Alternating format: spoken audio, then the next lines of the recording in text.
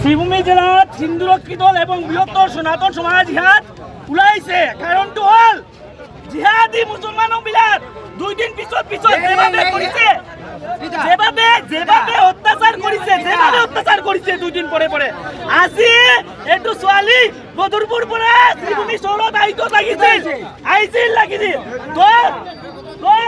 ইয়াত 3টি মুছলমান ল'ৰা এইটো ট্ৰেপ কৰিবার চেষ্টা কৰিছে। এই ছোৱালী বৰ্তমানে সিভিল হস্পিটেলত এডমিট আছে। এটোৰ জাস্টিস লাগে। আই সনাতন সমাজৰ ইয়াত ওলাই আহিছো।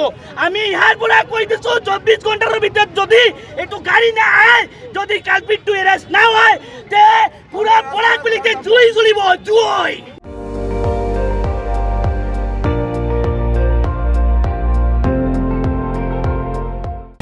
আপুনি চাই আছে ND24, সৰ্বশ্ৰেষ্ঠ নহয় সৰ্বোত্তমৰ দৌৰত।